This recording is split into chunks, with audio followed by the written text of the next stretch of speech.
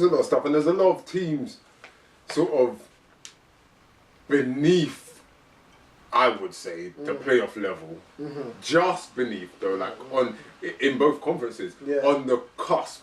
Yeah, that's like, you're good. You'll be good to watch, for sure. So I'm gonna look forward to watching you. Yeah. You're not really gonna do anything. Yeah. But you're very interesting. Yeah. And definitely. For me, this season, there's a lot of teams in that kind of bracket. Yeah. We mentioned a few of them, and you know, you got the Pistons, and you know. And a quick side, as you mentioned, the Pistons, obviously, Andre Drummond got his big deal. They're set to make another step forward. You know, Tobias Harris, I've always been a big fan of Tobias Harris. Injury of Reggie Jackson is unfortunate, but again, let's not front on Ish Smith. People don't realise. People don't realise how good Ish Smith is. Yeah, again, he's solid. Very solid. He's not Reggie, but I don't think he's as far. Let me put it this way: I don't think he's as far away from Reggie Jackson as most people would have him. Put it that way. But he's not Reggie Jackson. That's not what I'm saying. Yeah. I just think that he's a lot more serviceable than people realise. Quick mention, as you mentioned, that not to go fully in, but the grit and grind era. Grizzlies.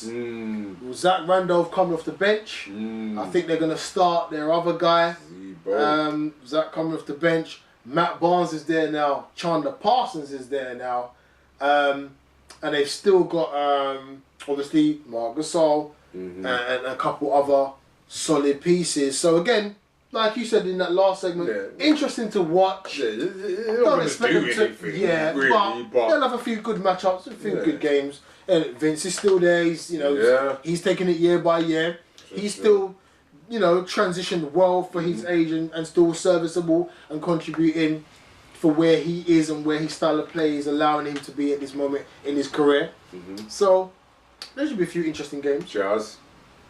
Jazz are very interesting. Joe Johnson. Joe Johnson's at the Jazz. Dante Exum is now back from his injury. Let's see how he progresses. Obviously, Gordon Hayward. There's a couple of other pieces. Yeah, let me bring them up. Who's in my head? Boris Diaw at the Jazz now. So they can be interesting.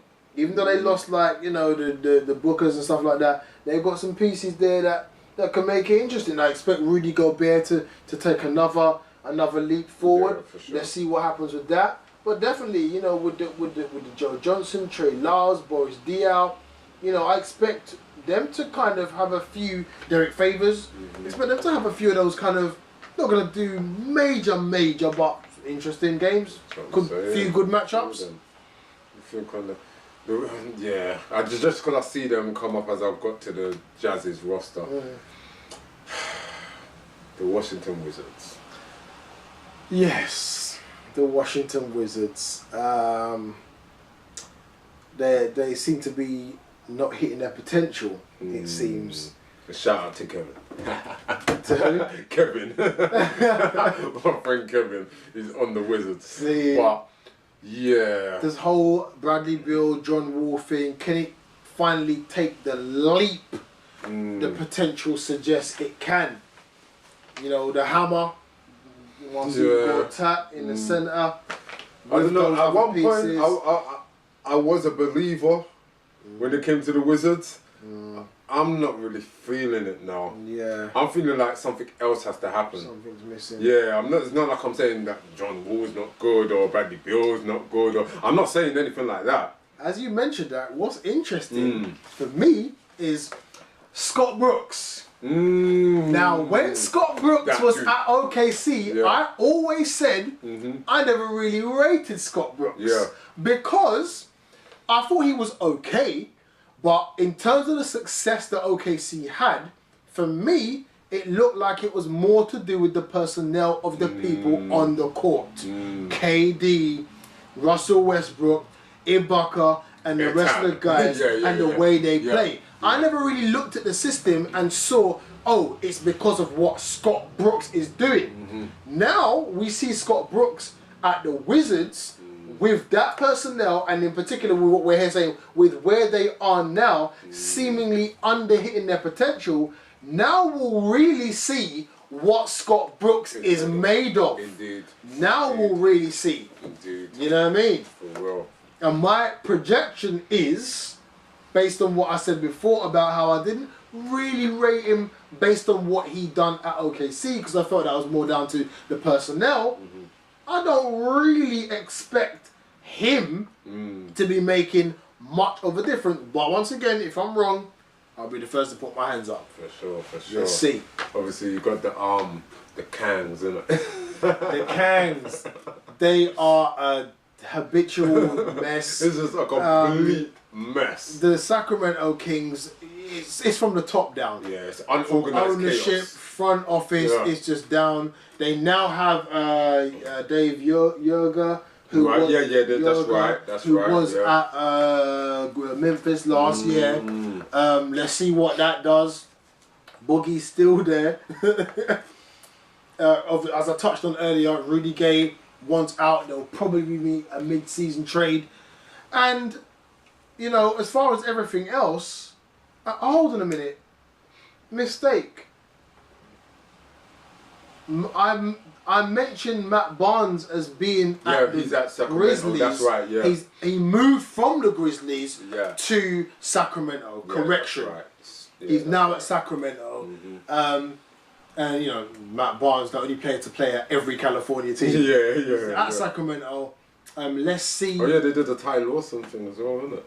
That's correct. So Ty Lawson, let's see if he can kind of get it together and reclaim his potential there as well. So yeah, so correction there. Yeah, Matt Barnes at the Kings.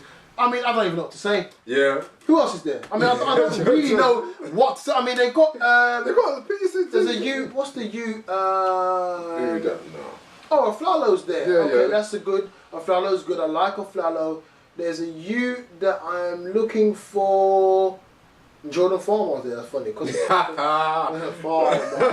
Costa Kufas is still there. Backlamore. Who's the U I'm thinking of there? Garrett Temple they got there and the Tolliver. That's not really. Willie Cauley-Stein. Okay. That's it. Is it second or third season? I can't quite remember if it's sophomore or junior. I think this is his sophomore season. I think it's sophomore or junior. I can't fully remember. Yeah, I think it's sophomore season. Either way, actually, this is the only team I actually don't really know what to say about the Kings. I don't really know what to say. Yeah. One thing I will say is I feel sorry for DeMarcus Cousins because I just think he needs to get the hell out of there. Yeah. I think he needs to go somewhere where he can actually start cementing his legacy because I think he's one of the best, if not the best, big men in the actual centers in the league. And he's kind of a nice balance of the old school. He's a new school center, but has the old school qualities as well. And it's a shame. It's a shame. They're just, I don't know what to say about the Kings. They're a mess.